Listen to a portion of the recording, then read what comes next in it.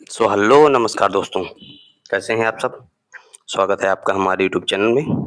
तो जो आज हमारा टॉपिक रहेगा वो रहेगा आर्टिकल्स। सारे आर्टिकल्स की बात हम एक बार में तो कर नहीं सकते हैं, लेकिन हम आर्टिकल 1 से लेके 51 तक के सारे आर्टिकल्स के विषय में बात करेंगे जो कि भाग 4 तक आता है। कौन से? भाग 4 के अंतर्गत ये सारे आर्टिकल आते हैं। बात करते हैं पहले भाग के विषय में। भाग 1 है जिसमें कहते हैं राज्य और उसका संघ क्षेत्र। यानी भारत एक संघ है और उसका राज्य क्षेत्र कौन-कौन से हैं इसके विषय में आर्टिकल 1 से 4 के विषय में बताया गया है। अनुच्छेद 1 क्या कहता है? भारत का नाम और उसका क्षेत्र। यानी भारत का नाम क्या है? यानी इंडिया दैट इज भारत और उसके टेरिटरी के विषय में अनुच्छेद 1 में बताया गया है। अनुच्छेद 2 कहता है नए राज्यों को प्रवेश और स्थापना। 16 मई 1975 के तहत सिक्किम को राज्य बनाया गया, जो कि अनुच्छेद 2 के तहत हुआ था। अनुच्छेद 3 जो कहता है वो कहता है नए राज्यों का निर्माण, सीमा क्षेत्र में परिवर्तन। मतलब नए राज्य का निर्माण कैसे? अंदर जो राज्य है उन्हीं राज्यों को तोड़कर नया राज्य बनाया जा सकता है, उनके सीमा में, उनके नाम में, उनके क्षेत्र में बदलाव किया जा सकता है। और आर्टिकल 4 कहता है कि जब आर्टिकल 2 और आर्टिकल 3 हो रहे हों, जब आर्टिकल 2 और आर्टिकल 3 जब हो रहे हों, उस समय के जो प्रावधान है वो आर्टिकल 4 में बताए गए हैं और इसमें यह बताया गया है कि इन कार्यों को करते समय संसद को कोई हस्तक्षेप नहीं करेगा, यहाँ तक कि राष्ट्रपति भी नहीं। यानी इस आर्टिकल 4 के अनुसार आर्टिकल 2 और आर्टिकल 3 को संविधान संशोधन से बाहर रखा गया है। आगे देखते हैं भाग 2 के विषय में। भाग 2 है नागरिकता। आपको याद होना चाहिए 26 नवंबर 1949 को भारत का संविधान बनकर तैयार हो गया। उस समय लागू होने वाला जो एक भाग था वो था भाग 2 नागरिकता, क्योंकि भारत से पाकिस्तान, पाकिस्तान से भारत कई लोग आ जा रहे थे, इसलिए उसके उपलक्ष्य में नागरिकता के संविधान नागरिकता के जो कानून थे उनको लागू करना जरूरी था, इसलिए उस समय लागू कर दिया गया था। ये 5 से लेकर 11 तक आते हैं। पहला अनुच्छेद 5 है जिसमें संविधान लागू होते समय क्या नागरिकता थी इसके विषय में चर्चा की गई। अनुच्छेद 6 जो है वो पाकिस्तान से भारत आने वालों को, मतलब पाकिस्तान जो थे वो जैसे भारत है तो उनको नागरिकता के लिए क्या प्रावधान किए जाएंगे ये। आर्टिकल 7 जो था वो था पाकिस्तान जाने वाले व्यक्तियों की नागरिकता, मतलब जो पाकिस्तान गए हैं फिर वापिस आ रहे हैं, भाई विभाजन के पहले जो पाकिस्तान चले गए फिर पुनः वापिस आ रहे हैं, उनके विषय में जो प्रावधान वो आर्टिकल 7 में थे। आर्टिकल 8 जो था इसमें भारत से बाहर जाने वाले भारतीय मूलों की व्यक्ति की नागरिकता, मतलब क्या है जो विदेश भ्रमण करने के लिए है उसके लिए। आर्टिकल 9 जो है उसमें अगर विदेशी नागरिकता ग्रहण कर ली तो भारत की नागरिकता समाप्त हो जाएगी, यानी विदेशी नागरिकता लेने पर स्वतः अपने आप भारत की नागरिकता खत्म होने का प्रावधान आर्टिकल 9 में है। आर्टिकल 10 जो है वो नागरिकता की निरंतरता, मतलब आपकी नागरिकता बनी रहेगी जब तक आप कोई देश विरोधी कार्य नहीं करेंगे। जैसे मान लो अगर ऐसे नागरिकता छीन जाती तो जो इस समय जो सरकार है अगर वो अपनी नागरिकता सभी अन्य जो विपक्षी नेता हैं उन सभी की नागरिकता छीन ले तो उनको कोई अधिकार ही नहीं रहेगा। तो इस प्रकार से उनकी नागरिकता छीनी नहीं जा सकती, उनकी नागरिकता तब तक बनी रहेगी जब तक वो कोई देश विरोधी कार्य नहीं करेंगे। यह बात की गई है आर्टिकल 10 में। और आर्टिकल 11 में जो है वो नागरिकता संबंधी कानून बनाने का अधिकार संसद को है, जो कि वह गृह मंत्रालय की सहायता से बनाती है। वर्तमान में गृह मंत्रालय अमित शाह के पास है। बात करते हैं भाग 3 में जिसमें मौलिक अधिकारों की चर्चा है 12 से 35 के बीच में। आर्टिकल 12 राज्य की परिभाषा के विषय में बात करता है। राज्य क्या है? वह है जिसके पास स्वयं के नियम कानून होते हैं, स्वयं की एक भूमि होती है और ऐसी सारी चीजें जो अपना स्वयं का नियंत्रण रखती है उसे राज्य कहते हैं। जैसे यूपीएससी एक राज्य है क्योंकि उसके अलग रूल हैं, सुप्रीम कोर्ट एक राज्य क्योंकि उसके एक अलग नियम है। ठीक वैसे ही जैसे एसएससी हो गया या बोर्ड हो गया, जो परीक्षा होती है एनसीईआरटी, ये सारे सारे एक राज्य हैं। ठीक उसे जैसे यहाँ किसी विशेष पर्टिकुलर इस राज्य की बात नहीं की गई है कि महाराष्ट्र और राज्य है और यूपीएससी राज्य नहीं, नहीं, जिनके अपने नियम कानून होते हैं और अपने नियम कानूनों के आधार पर कार्य करते हैं, लेकिन यह है कि वह संविधान का उल्लंघन ना करे, उसको राज्य की परिभाषा दी गई है। तो ये आर्टिकल 12 में है। आर्टिकल 13 में जो है अल्पीकरण की बात की, मौलिक अधिकारों के विरुद्ध अगर कोई कानून है तो वो अमान्य होगा, ये आर्टिकल 13 में बात की गई। आर्टिकल 14 से शुरू हो जाते हैं अधिकार। वर्तमान में 6 मौलिक अधिकार हैं, पहले 7 मौलिक अधिकार थे। 7वां मौलिक अधिकार जो था, मतलब वो कहें छठा मौलिक अधिकार था, नंबर 7 थी, तो वो था संपत्ति का अधिकार, जिसको कि 1978 में 44वें संविधान संशोधन के द्वारा हटा दिया गया और भाग मतलब कहें 12 के 300 ए में रख दिया गया। तो इस प्रकार से उसको विधिक अधिकार बना दिया गया। तो अब वो वर्तमान में संपत्ति का अधिकार मौलिक अधिकार ना होकर एक विधिक अधिकार है। बात करें मैंने आर्टिकल 14 से समानता का अधिकार शुरू होता है। 14, 15, 16, 17 और एक आर्टिकल और होता है 18। टोटल मिला करके इस प्रकार से हैं। आर्टिकल 14 की बात करता है कानून के समक्ष समानता और कानून का समान संरक्षण, यानी कानून के समक्ष सभी समान है। आर्टिकल 15 कहता है जाति, धर्म, लिंग, जन्म स्थान आदि के आधार पर भेदभाव नहीं किया जाएगा। मतलब 5 आधार होते हैं, जाति, धर्म, लिंग, जन्म स्थान और वंश के आधार पर भेदभाव नहीं किया जाएगा। आर्टिकल 16 कहता है रोजगार में समान अवसर, यानी रोजगार में समानता। आर्टिकल 17 कहता है अस्पृश्यता का अंत, मतलब छुआछूत का अंत किया जाएगा। आर्टिकल 17 कहता है। फिर देखो आर्टिकल 18 कहता है उपाधियों का अंत। उपाधियां जैसे पहले महाराजा की उपाधि हुआ करती, राजाधिराज की उपाधि हुआ करती, ये सब उपाधियां अब बंद हो गई हैं। लेकिन जिन जैसे शिक्षा से संबंधित उपाधियां हैं या सेना से संबंधित उपाधियां जैसे कर्नल रैंक हो गया, जैसे पीएचडी के लिए डॉक्टर हो गया, ये सारी उपाधियां आप रख सकते हैं। अगर आप कोई बाहर की उपाधि किसी दूसरे देश से उपाधि लेना चाहते हैं तो उसके पूर्व आपको राष्ट्रपति से अनुमति लेनी पड़ती है। तो इस प्रकार से ये आर्टिकल 18 उपाधियों के अंत के बीच में। आर्टिकल 19 जो है वो स्वतंत्रता का अधिकार, यहाँ से स्वतंत्रता का अधिकार शुरू हो जाता है। बोलने की स्वतंत्रता, आंदोलन करने की, संघ बनाने की, निवास करने की, पेशा करने की, व्यापार करने की, रहने की, कहीं भी घूमने की, ये सारी स्वतंत्रताएं 9 में है। आर्टिकल 19 के अंदर भी 7 प्रकार की स्वतंत्रताएं थी। वर्तमान में 6 प्रकार की स्वतंत्रताएं हैं, चूंकि संपत्ति की स्वतंत्रता इसमें से भी हट दी गई है।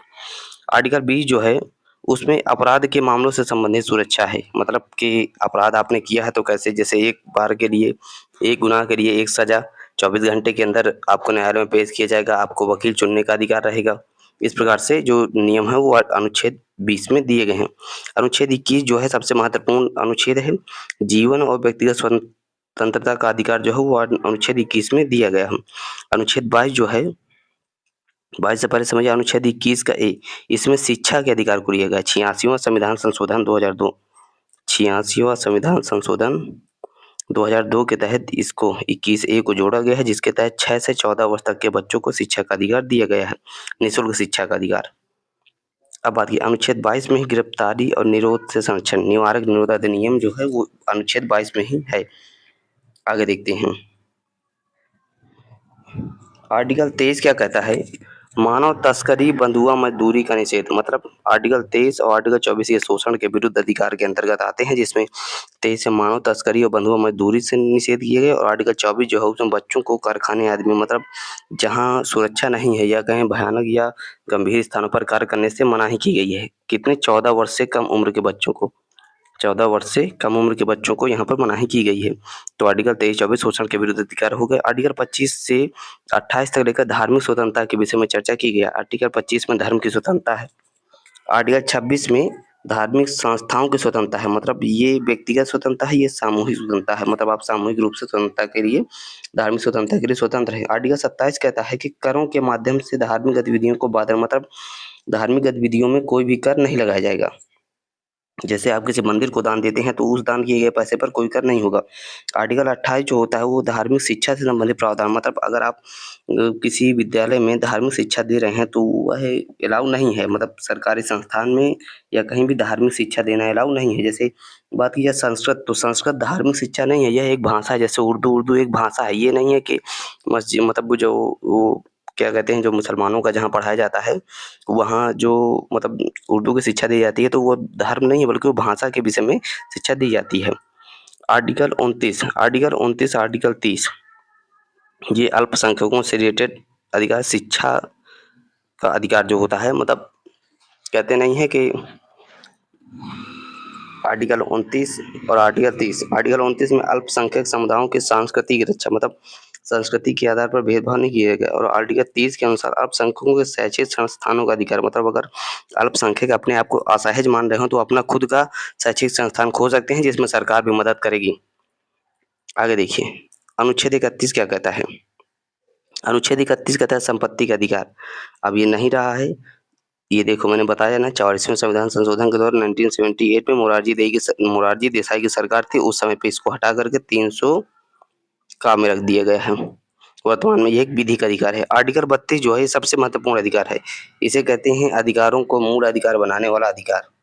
इसे संविधान की आत्मा डॉक्टर भीमराव अम्बेडकर जी के द्वारा कहा गया है। डॉक्टर भीमराव अम्बेडकर का संविधान उपचार का अधिकार जो है, इसमें 5 प्रकार के रिट जो है सुप्रीम कोर्ट के द्वारा जारी की जाती है, जिसके तहत व्यक्ति अपने मूल अधिकारों की रक्षा कर सकता है।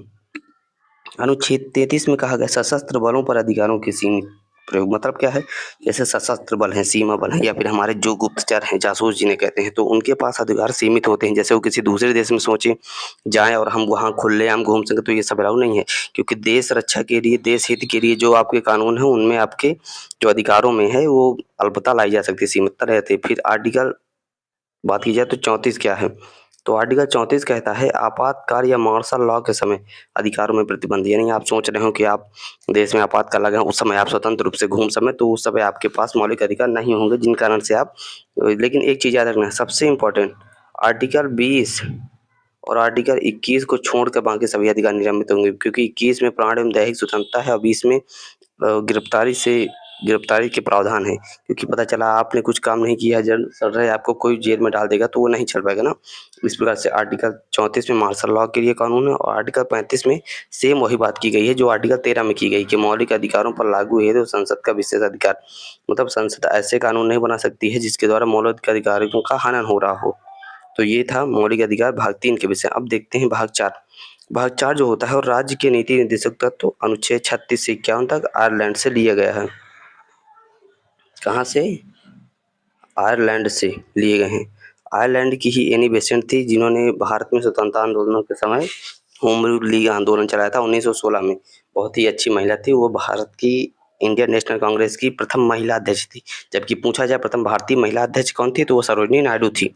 अब देखो बात करते हैं आर्टिकल 36 में क्या है, तो सेम वही है, राज्य के नीति निर्देशक तंत्र से संबंधित परिभाषाएं हैं। मतलब इसमें भी राज्य की ही चर्चा की गई है, राज्य की परिभाषा के विषय में बताया गया आर्टिकल 36 में। ठीक है, आर्टिकल 37 जो है ये बताता है ये न्यायालय में लागू नहीं, मतलब प्रवर्तनीय नहीं होंगे। जैसे किसी व्यक्ति के राज्य के नीति निर्देशक तत्वों में दिया गया है कि मतलब पोषण युक्त खाना दिया जाएगा, लेकिन अगर किसी को नहीं मिल पा रहा तो उसके लिए वो सुप्रीम कोर्ट नहीं जा सकता। यानी ये न्यायालय में परिवर्तनीय नहीं होंगे, लेकिन देश की शासन व्यवस्था के लिए मार्गदर्शक होंगे। यानी देश अगर समर्थ हो जाएगा उस समय लग, जैसे 86वां संविधान संशोधन 2002 के द्वारा शिक्षा को मूल अधिकार बनाया गया। उसके पहले शिक्षा जो थी वो राज्य के निदेशक तत्वों में आती थी। आर्टिकल 45 में अभी भी इसका वर्णन है। फिर जैसे ही सरकार के पास सुविधा हुई तो उन्होंने 2002 में शिक्षा को मूल अधिकार के रूप में घोषित कर दिया।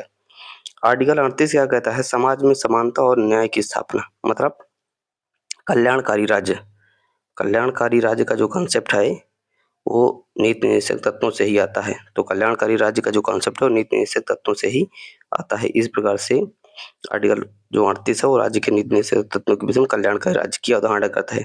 आर्टिकल 39 में क्या कहता है, समान रूप से जीविका, संसाधन एवं न्याय का अधिकार।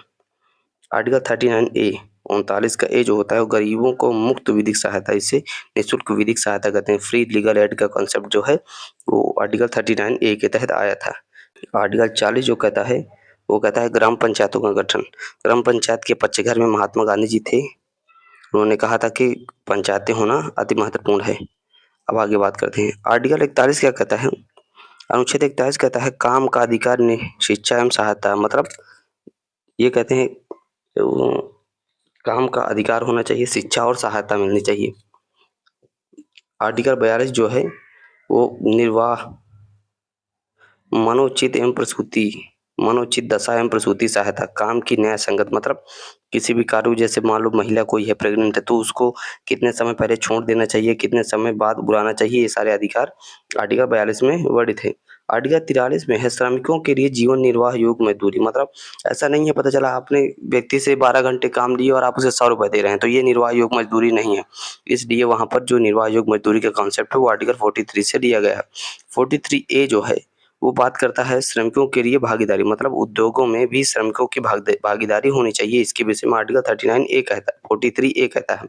आर्टिकल 44 में समान सिविल संहिता कहते हैं, समान नागरिक संहिता, जो कि जैसे विवाह से संबंधित, तलाक से संबंधित सभी कानून जो है सभी धर्मों के लिए एक जैसे, हिंदू के लिए हिंदू कोड बिल होता है, मुस्लिमों के लिए दूसरा कानून है, जैसे 3 तलाक का कानून है। लेकिन अब वर्तमान समय में कुछ राज्य, जैसे एक उत्तराखंड हो गया और एक गोवा, ये 2 राज्य हैं जहां वर्तमान में समान सिविल संहिता लागू है।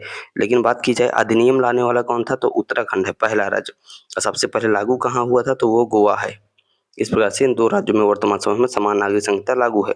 बात की जाए आर्टिकल 45, तो मैंने बताया था 86वें संविधान संशोधन 2002 के तहत शिक्षा का मूल अधिकार जोड़ा गया था, वो इसी की तरह से है। तो 2006 से 14 वर्ष तक के बच्चों को उसमें कर दिया, तो इसमें रखा गया है 0 से 6 वर्ष तक के बच्चों की प्रारंभिक शिक्षा के विषय में आर्टिकल अनुच्छेद में राज्य प्रयास करेगा, यह विषय में चर्चा की गई है। आगे देखो आर्टिकल 46 क्या कहता है, अनुसूचित जाति और जनजातियों का उत्थान, मतलब अनुसूचित जातियों और जनजातियों से संबंधित प्रावधान जो है वो आर्टिकल 46 में किया गया। आर्टिकल 47 में पोषण स्तर तथा सार्वजनिक स्वास्थ्य सुधार के लिए चर्चा की गई है। आर्टिकल 48 जो है कृषि तथा पशुपालन में सुधार, गौ संरक्षण के विषय में चर्चा, मतलब गौ संरक्षण नहीं लिखा है, उसमें लिखा है दुधारू पशुओं के संरक्षण। तो चूंकि गाय दुधारू पशु के रूप में है, इसलिए उसका संरक्षण तो कृषि एवं पशुपालन के लिए आर्टिकल 48 में करते हैं। 48A इसको बाद में जोड़ा गया है। इसमें पर्यावरण तथा वन्य जीव संरक्षण है। ये जो था ये पहले राज्य सूची का विषय था, बाद में इसे संवर्धित सूची में ला दिया गया और यहाँ पे रख दिया गया। आर्टिकल 49 में राष्ट्रीय महत्व के स्मारकों जैसे ताजमहल हो गए या फिर संसद हो गए, इन सब चीज़ों की रक्षा के लिए राज्य प्रयास करेगा। इसके बाद आर्टिकल 50 है, न्यायपालिका और कार्यपालिका दोनों का अलग-अलग, मतलब दोनों अलग हैं, न्यायपालिका और कार्यपालिका का पृथक्करण। फिर अंतिम अनुच्छेद आज का देखते हैं हम, वो है आर्टिकल 51, जिसके अंतर्गत अंतर्राष्ट्रीय शांति, सुरक्षा और अच्छे संबंधों के विषय में चर्चा की गई है, जो कि वर्तमान समय में है। यानी ग्लोबल एरिया पे जो अंतर्राष्ट्रीय शांति, सुरक्षा, इसके विषय में सबसे इम्पोर्टेंट जो चर्चा है वो अनुच्छेद 51 में किए गए है। वर्तमान समय में यह शांति जो है वो भंग है, क्योंकि यूक्रेन रूस युद्ध चल रहा है, इजराइल वाले युद्ध चल रहे हैं, इजराइल फिलिस्तीन का युद्ध चल रहा है, इस प्रकार से ईरान का युद्ध चल रहा है, ये सारे युद्ध चल रहे हैं। अमेरिका भी वर्तमान इस प्रकार से, तो अंतर्राष्ट्रीय शांति इस समय भंग चल रही है। तो ये कुछ थे जो मैंने आपको बताया। ये भाग 4 तक के सारे आर्टिकल्स के विषय में मैंने आपको बता दिया। 1 से लेके 51 तक के सारे आर्टिकल हैं, जो नए जोड़े गए हैं उनको भी बता दिया है। इसके अलावा जो मुझे लगा कि बीच-बीच में इम्पोर्टेंट जानकारी देनी चाहिए, मैंने भी आपको वो भी देने का प्रयत्न किया है। तो बस आज की वीडियो में इतना ही। आप सभी का थैंक यू।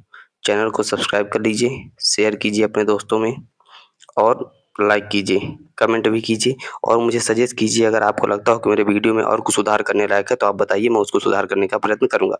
जय हिंद, जय भारत।